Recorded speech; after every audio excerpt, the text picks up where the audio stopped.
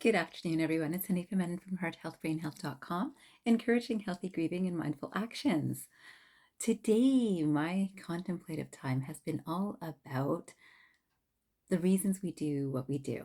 And, in ancient scripture, there is this thinking, which, of course, I've written about in terms of these three different, we'll say personalities, but they're ways that people do things, and everything in life has these three different sorts of qualities to them. So I thought I'd start with a quote by Aristotle, who says, educating the mind without educating the heart is no education at all. Educating the mind without educating the heart is no education at all. And this is so interesting, right? So I can choose to teach as I do here on my YouTube channel, and I'm hoping to educate people. And I'm educating with my heart space. So I hope that you can feel that. And it's definitely my intention to share things from that heart space and hope that it educates your heart as well as your mind. So that's one thing. Now, there's another person who can be teaching, and they also really teach good information. And there's a different intention behind it. So another person is like, "Ooh, I sure hope that this brings me some business," or "I better show people that I know this," or "I got to get this out there before anyone else does because now I'm really onto something."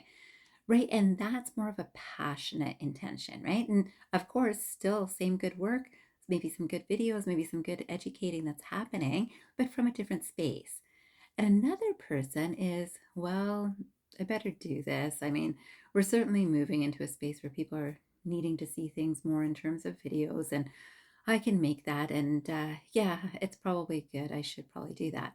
And it's a very, let's say, draggy sort of energy is the only word that I can think of. Is it's not this excited or enthusiastic. Now, a person can be excited, enthusiastic from that same energy, that draggy energy, because they're putting into that energy that they want to put out onto the video so that people perceive it this way.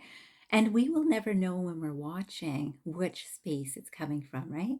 Many times it's if we feel, are we noticing that we're feeling something with this? Not only feeling excited, because, a good pep talk can actually excite a lot of people, but because it's a heartfelt space, which is a very different energy. Now, of course, I'd like you to apply this in your own life. Are you doing some work right now? Anything. You could be cooking, you could be cleaning, you could be working at a desk. But what is the space of energy that you're putting into your work? Is it coming from a heart space? The heart space would say, I'm going to do this because this needs to be done. It ought to be done. And I'm going to do it. Right? That sort of idea. Then there is the passionate space, which is like, oh, I want to finish this fast so I can get out of here quicker. Right? And then there is the other space, which is the Tamasic, we'll say the duller space, the draggy space. It's just like, oh, I can't wait till this day is over. And I'll try to do as much as I can. Now, we've all been in all three of those places, I suspect. And all I'd like you to see is, where are you today? Where are you today, right now, for 5 minutes? Can you be in that space of just heartfelt that I really want to do this and I'm doing it?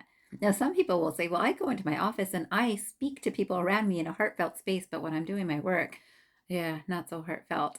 And that's just for you to understand. And I'd love for you to understand yourself a little bit. So maybe 5 minutes after this video, just sit and think, which space am I working from and where do I work that way? Right? So is it only when I'm speaking with family? I'm really in that space when I'm on the phone? Is it when I'm working with my colleagues? Is it when I'm actually doing the actual work that I'm doing? If it's when I'm working with clients, if it's when I'm teaching the students that I teach, whichever way, find out where the best of you comes out from that heart space and see if you're there for at least 5 minutes today. And then finally, I wanted to end on this quotation, because a lot of people that I speak with say, well, I want to do things from a heartfelt space, but you know what? The boss doesn't even notice. The colleagues are doing ridiculous things. They don't even know how to do the work that they're doing, and they're doing it. We're all getting paid the same thing. So I just don't feel like putting my heart in it. And this happens again for everyone at some point. Yet that reaction from others should not change the space that we come from, right? That's owning ourselves. Of this is the space I come from. No matter how the boss reacts or how the colleagues react, this is who I am. That's a beautiful space to be. So this quotation is by Allan Lokos, and the quotation says, "You cannot control the results, only your actions. You cannot control the results, only your actions." And I believe that's so true. And I hope your actions today stem from that really centered space of doing what ought to be done with a good attitude. I wish you a fantastic day ahead. And I hope you remember, transform your mind and transform your life. Have a great day, everyone.